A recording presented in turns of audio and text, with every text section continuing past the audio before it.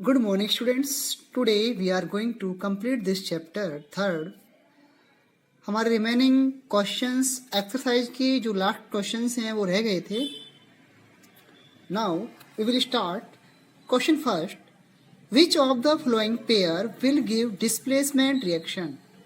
इन जो चार ऑप्शंस हैं इसमें से कौन सा है जो कि डिस्प्लेसमेंट रिएक्शन देता है?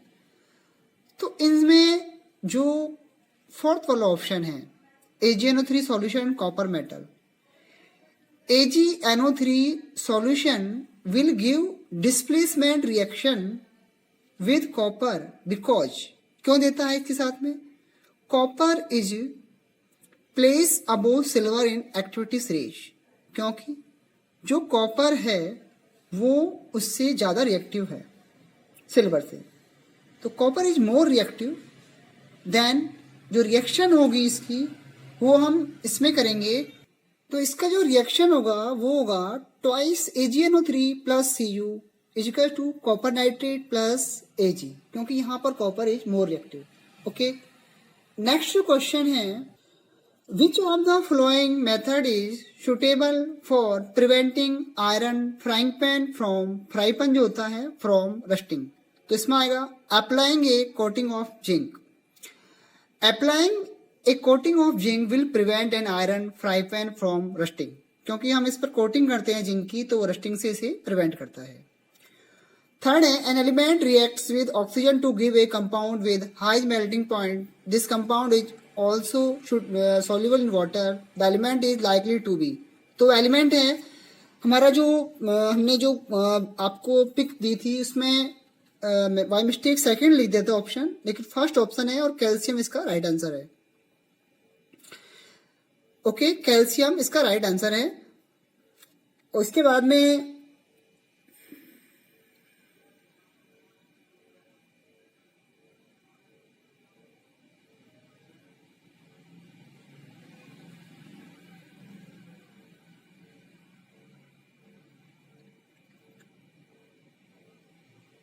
इसमें ये रह गया था कि जो एलिमेंट है जो ऑक्सीजन के साथ में कंबाइन हो जाता है तो इसमें और हाई मेल्टिंग पॉइंट है तो इसमें ये भी कैल्शियम तो है ही है कि Ca plus O2 equals to CO2 sorry CaO equals to CaO यानी कि O2 से रिएक्शन कराते हैं. तो इसमें और ये CaO होता है वो रिएक्ट करता है वाटर से तो ये बनाता है 2CaOH की होल ट्वाइस. ये जो बनता है उसका हाई मेल्टिंग बॉइलिंग पॉइंट होता है और ये मेल्टिंग होने के साथ में वाटर में सॉल्युबल होता है. यहाँ एक ये भी है कि आयरन भी वैसे तो आयरन भी है जो कि ऑक्सीजन के साथ में कंबाइन हो जाता है, इसका हाई मेल्टिंग पॉइंट होता है, लेकिन क्वेश्चन के अकॉर्डिंग वो वाटर में सॉल्युबल नहीं है आयरन, इसलिए इसका राइट जो आंसर है कैल्शियम है. ओके, इसके बाद में food cans are coated with tin and not with zinc because zinc is more reactive than tin. उसके बाद में क्वेश्चन नंबर 5 है you are given a hammer, a battery, a bulb, wires and switch. How could you use them to distinguish between samples of metals and non-metals? Second है assess the usefulness of the test and distinguish between metals and non-metals. इसका answer है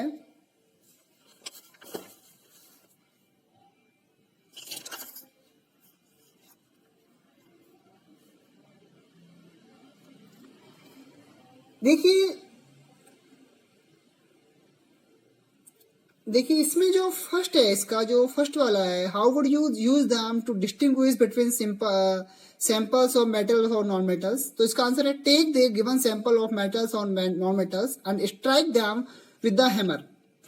if it convert into sheets sheet में convert हो जाता है it is a metal and if not it is non metal. Metals are malleable, non metals are not.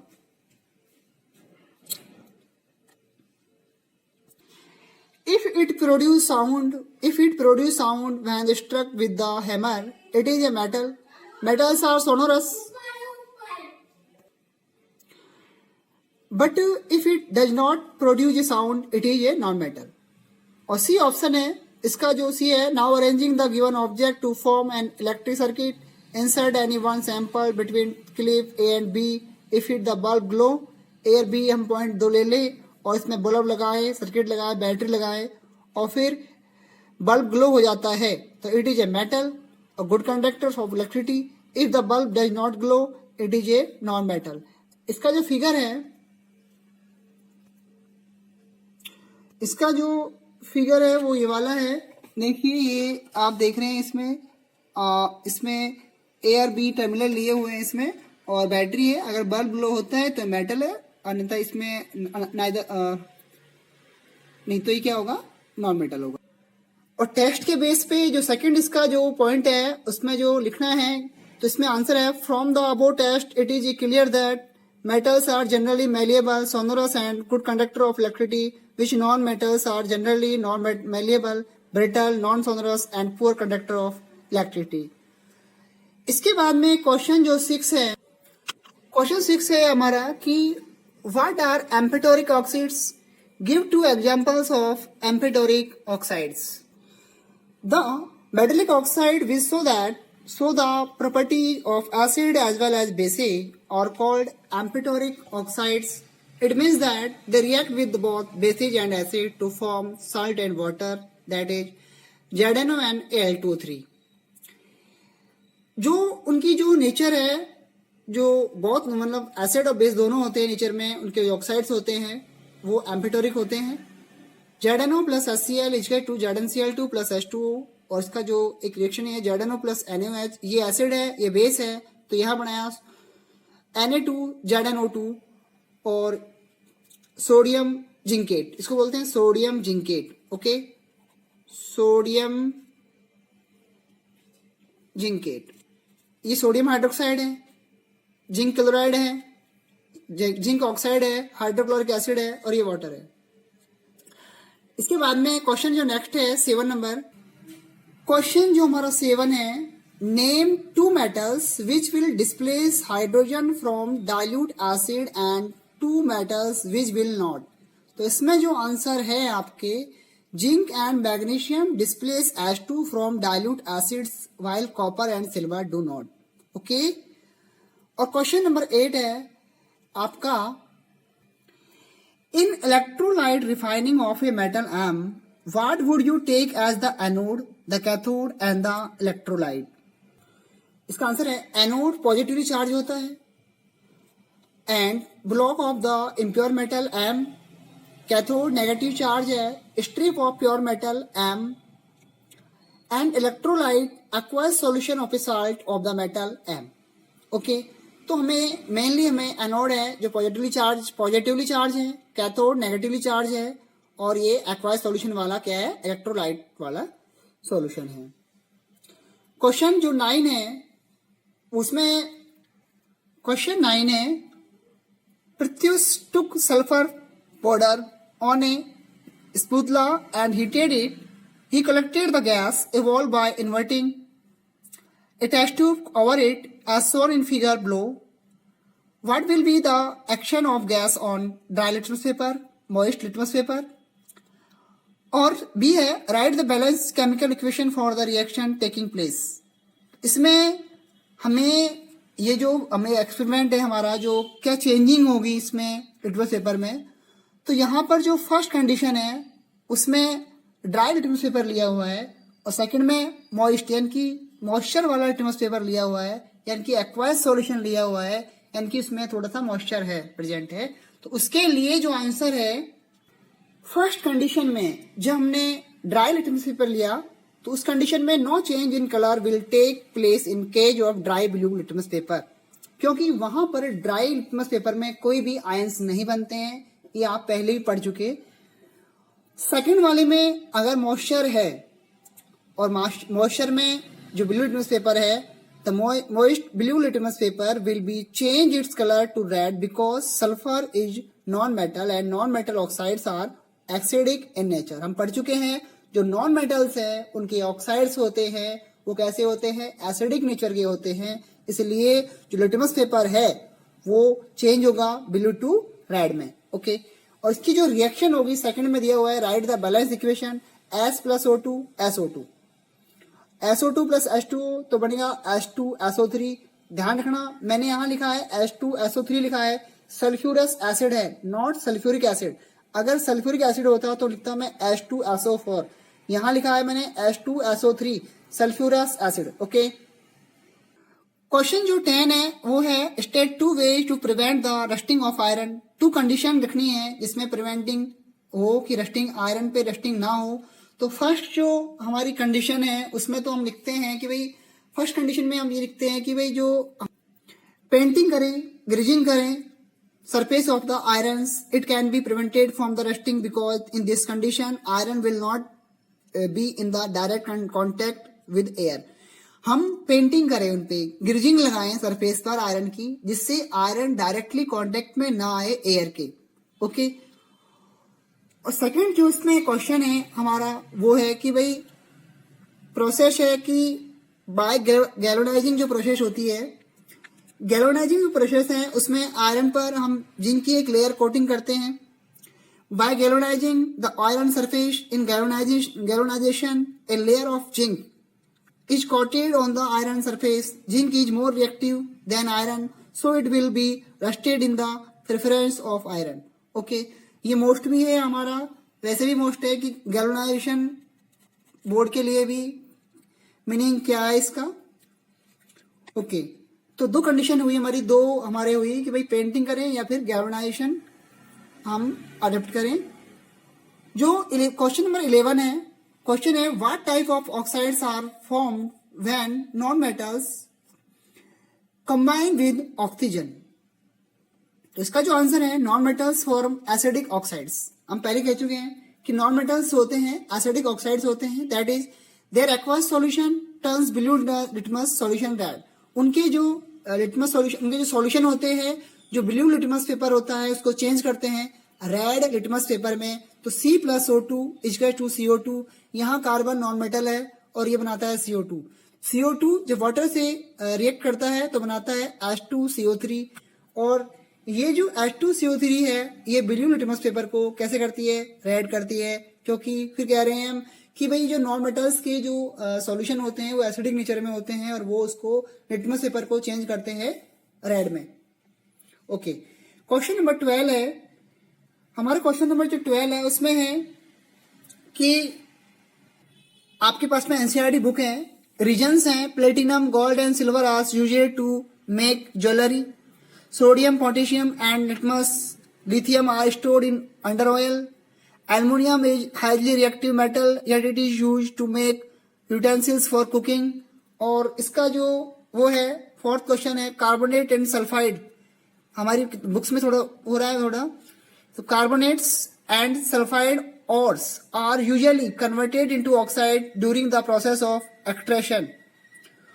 तो first का है कि हम क्यों यूज करते हैं प्लेटिनम और गोल्ड एंड सिल्वर का यूज करते हैं हम ज्वेलरी में, क्यों करते हैं, क्या रीजंस हैं। Platinum, gold and silver are highly malleable, lustrous and least reactive, that is noble metals, so they are not corrode by air and water easily. Okay, platinum और गोल्ड और ये जो हाईली मैलिएबल होते हैं, lustrous होते हैं और least reactive होते हैं, बहुत कम रिएक्टिव होते हैं और नोबल मेटल्स हैं, सो दे आर नॉट कोरोड, वो इजीली में कोरोड नहीं होते हैं एयर से और वाटर से, इसलिए इनके हम ऑर्नामेंट्स को बनाते हैं। सोडियम और पोटेशियम और लिथियम को हम ऑयल में रखते हैं, उसका रीजन ये है कि वे बहुत ज़्यादा रिएक्टिव है, विग्रसली मतलब ये रिएक्ट करते हैं एयर से। Sodium, potassium and lithium are very reactive, so the metals react vigorously with atmospheric oxygen to form oxides.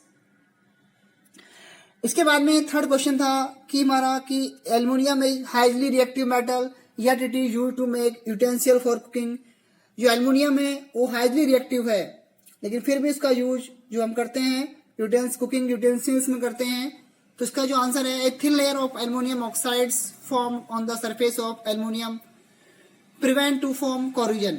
एक थिन लेयर बनती है एल्युमिनियम पर एल्युमिनियम ऑक्साइड्स की जब वो ऑक्सीजन से रिएक्ट करती है और उसके बाद में जब थिन लेयर जब बन जाती है तो वो प्रिवेंट करती है कोरोजन से। Thus aluminium vessels do not react with only with any food, इसलिए कोई भी फूड आइटम से जो एल्यूमिनियम के मेटल्स हैं, वेसल्स हैं, वो रिएक्ट नहीं करते हैं। इसके बाद में जो 4 क्वेश्चन था इसका, carbonate and sulphide ores are usually converted into oxide during the process of extraction. आपकी बुक्स में क्वेश्चंस हैं। इसका जो आंसर है, क्वेश्चन ये वाला है, आप देखें, कार्बोनेट एंड सल्फाइड ऑर्स, ये वाला अभी पढ़ा था। आंसर है, it is easier the obtain metals from it oxides rather than it's carbonates and sulphides, therefore these ores are first converted to oxides and then reduced to metals. Question 13 है, you must have seen Turney's copper vessels being cleaned with lemon or tamarind juice. Explain why these short substances are effective in killing the vessels. Answer है, इसका answer है, the short substance such as lemon और tamarind juice contain acids. इनमें acids होते हैं short substance में, lemon है, tamarind है। These acids dissolve the coating of copper oxides और basic copper carbonate present on the surface of the tarnished copper vessels and make them shining red brown again. Okay, question number जो 14 है वो ये है, differentiate करना है आपको metals और नॉन मेटल्स में। और मैंने आपको प्रॉपर्टी की जो प्रीवियस जो नोट्स दिए थे फर्स्ट टाइम में, इस 3rd चैप्टर में, वहां आपको मिल जाएंगे और वहां से आपको ये राइट डाउन करने हैं। क्वेश्चन नंबर जो 15 है वो ये है, a man went door to door poisoning as a goldsmith, he promise to bring back the glitter of old. यानी कि वो कहता है कि चमकाने की बात कहता है कि भाई प्रोमिस करता है कि मैं आपको जो आपके ऑर्नामेंट्स हैं उनको वापस चमका दूंगा, जो ओल्ड ऑर्नामेंट्स हैं, and dull gold ornaments. An unsuspecting lady gave a set of gold bangles to him which he dipped in a particular solution. एक लेडी उसे देती है, गोल्ड के बैंगल्स देती है और वो उसे डिप करता है एक सॉल्यूशन में। The bangles sparkled like new, जो बैंगल्स हैं न्यू हो जाते हैं, but their weight was reduce drastically, लेकिन जो उनका वेट है बैंगल्स का, गोल्ड के बैंगल्स हैं, उनका रिड्यूस हो जाता है, कम हो जाता है। The lady was upset, lady upset होती है, but after a futile argument the man beat a hasty retreat. Can you play the detective to find futile argument, find out the nature of the solution he had use. तो कौन सा solution है, आप solution उसने use किया है aqua regia. ये most important है, ये बोर्ड में भी आया था आपके। The man use aqua regia, a mixture of concentrate HCl and concentrate HNO3 in the ratio of 3:1. This is the only solution that can dissolve gold. ये एक ऐसा सॉल्यूशन है जो कि डिजोल्व करता है गोल्ड को, और as the gold from the bangles was dissolved in aquaregia, their weight was reduced drastically, और वेट उसका रिड्यूस हो जाता है। तो इसमें हम इसको ऐसे भी 3HCl + 1 HNO3 ये सॉल्यूशन है, इसे कहते हैं एक्वारेजिया। क्वेश्चन नंबर जो 16 है वो है, give reason why copper is used to make hot water tank and not steel an alloy of iron. तो इसका जो आंसर है, आयरन और steel is more reactive. Iron और स्टील ज्यादा रिएक्टिव है than the copper when in contact with steam formed from Fe2O3। और जब ये स्टीम के कांटेक्ट में आता है आयरन तो बनाता है Fe2O3। Fe plus water is equal to Fe3O4 plus H2O water. So the body of the tank is made of copper but not steel, as copper does not react with water. कि copper react नहीं करता है water से, इसलिए जो tanks होते हैं वो बनाए जाते हैं कॉपर के, क्योंकि वो स्टीम से रिएक्ट नहीं करता है। Okay, thank you. ये हमारा चैप्टर 3 आज कंप्लीट हुआ। नेक्स्ट टाइम हम नेक्स्ट चैप्टर करेंगे। ओके।